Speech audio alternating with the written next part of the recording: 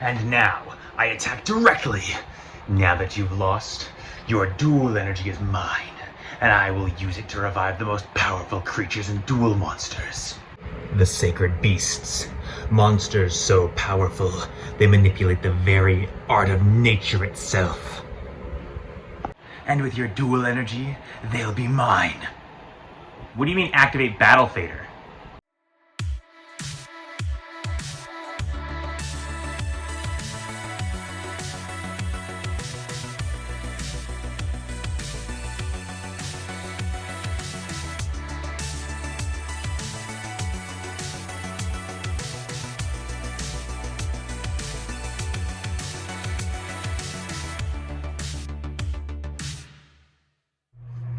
Hey guys, it's Cole from TCG Cardcast, and today I'm bringing you my 40 card Kagemaru deck profile. So let's get into it. Now, of the decks in GX, Kagemaru's deck is not the best. It's a little too reliant on opening your Sacred Beasts, and it just continues to play a lot of random fiends, a lot of random spells, and a lot of random traps, most of which you can't even use. You're just setting to tribute for a Sacred Beast. Thankfully, with their anime effects, they're a lot easier to summon, Rabiel being just 3 monsters, Haman being just 3 spells set or face up, and Uraya being 3 traps set or face up. Of course, there are other cards in this deck that also make them really easy to summon, but we'll get to those in a minute. Starting off with the main cards of Kagemaru's deck, we have 1 copy of Rabiel, Lord of Phantasms, 1 Haman, Lord of Striking Thunder, and 1 Uraya, Lord of Searing Flames. Like I said, these are the main cards of the deck. We're going to go over a couple of easy ways to get them into your field, but there's not a lot of super easy ways to get them onto your field. Of course, in the anime, these guys are Divine Beast, and I've got a lot of really fun effects that I'll go over towards the end of the video. Of course, we need easy ways to summon our Sacred Beast, so we have 1 copy of Dark Summoning Beast and 1 copy of Chaos Core. These 2 cards work in tandem to summon all 3 of your Sacred Beasts. Chaos Core sending them all to the graveyard to give him a negate, and Dark Summoning Beast's effect to tribute himself to summon as many Sacred Beasts from your graveyard as possible. Of course, some of them don't get attacks because of that, but it's still a really good combo.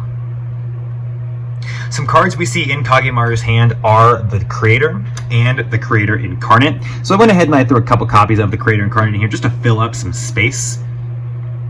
We also have 3 copies of Wall of Illusion. Again, I'm just kind of trying to fill out space in this deck. There aren't a lot of cards we see in his deck that he plays, but these are the only cards I can really throw in and they kind of feel at home. And lastly, for your monsters, we have 3 copies of Giant Germ.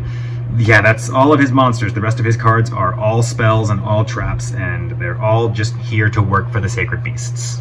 Starting off our spells, we have 3 copies of Fallen Paradise. This is this is one of the better cards in the deck, honestly, guys. This card is so good, its anime effect didn't even get changed to make it better when it came to the real game, which is kind of crazy. Then we have 3 copies of Phantasmal Martyrs. The best part about playing 3 extra copies of a card that we're only really going to need to use once is if you set it, it's still material for another Sacred Beast, which is kind of the best part.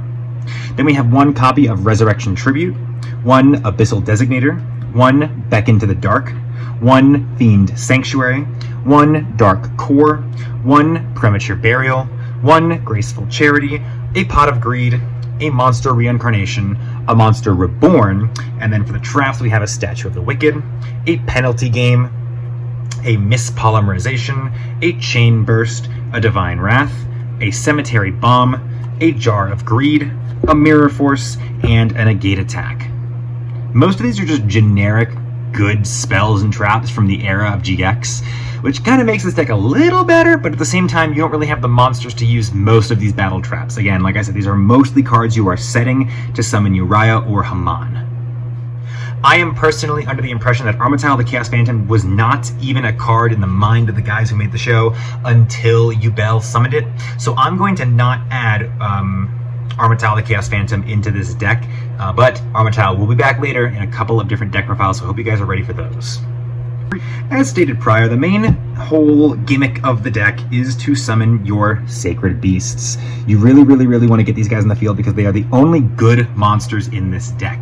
Rabiel can be summoned by attributing any 3 monsters, and then gains an effect where every time your opponent normal or special summons a monster, you can summon a Phantasmal token. You contribute those tokens to give him 1,000 points of attack for each token, which is pretty good. You can also tribute other monsters you control, and he'll gain the attack of those monsters as well, so he's kind of like Obelisk, but a little more convenient. Haman is very similar, where Haman requires 3 spells. They can be face up, face down, doesn't matter. As long as they're on your field, you can tribute them for the tribute summon of Haman. Haman gains the effect when on the field. Whenever he attacks a monster, your opponent takes 1,000 points of damage, and if he's in defense position, he's the only card your opponent controls. Now, here's the cool thing about Haman and Uriah. Haman and Uriah both have an effect that lets them revive themselves. You can revive Haman by discarding a spell card, which is pretty cool. Uriah requires the tribute of 3 traps, again, face up, face down, doesn't matter. As long as there's a trap on your field, you can use it as tribute for Uriah. Uriah gains 1,000 attack points for each trap card in your graveyard, which is kind of great. And neither player can activate spells or traps in response to his effect activating, which is kind of great. And then once per turn, you can target one set spell trap your opponent controls and destroy it, which is pretty awesome. And like I said, with the effect of Haman, you can discard 1 trap card to special summon Uriah back from the graveyard. Of course, neither of them can attack the turn they activate its effects, but there's really not a lot you can do about that. Now, there's not a lot of super easy ways to get Haman or Uriah on the field, but there's a couple easy ways to get Raviel on the field. You'll want to play Dark Summoning Beast and Chaos Core. Dark Summoning Beast has the effect where you contribute him to special summon as many of your Sacred Beasts from the graveyard as possible, and Chaos Core has the effect where when he's attacked, you can send every Sacred Beast from your deck to the graveyard to give him 1 counter, and for every counter, he can negate an attack. So you want to use these 2 in tandem to summon all 3 of them at the exact same time. That was an iconic combo used by Bonaparte's son in the Other Dimension arc, which was really crazy that Yubel just summoned all 3 Sacred Beasts at once. Of course, to make life easy for summoning Raviel, your best target is probably Giant Germ plus 1 other monster. You destroy a Giant Germ, and then a Giant Germ comes to replace it, which is pretty cool. So you destroy 1, 2 come back to replace it, and then you can just normal summon like a Creator Incarnate, and you can summon Uriah Haman, or you can summon Raviel. Now, these guys are all special summons, which is the best part, so they're not tribute summons, which is even better. Of course, you want to play cards like Fallen Paradise. Fallen Paradise will always get you to your cards faster. You want to get more spells, more traps, and there's another card we'll show off in just a second that'll help you get to Raviel faster. So you really just want to get one of them on the field, activate Fallen Paradise, and then once Fallen Paradise is on the field, you just start drawing 2 every single draw phase, and it gives you more cards to summon for your Sacred Beasts. Speaking of making Raviel a lot easier to summon, Raviel's kind of like the main guy. While Ra was the main Egyptian god, Raviel's kind of the main Sacred Beast. Phantasmal Martyrs is if you control a Raviel or a Haman, you can special summon 3 Phantasmal tokens from your from anywhere. And those tokens are fiends, so you can use them to summon Raviel, which is pretty great. There really aren't a lot of other main priority combo pieces in this deck. It's just the Sacred Beasts.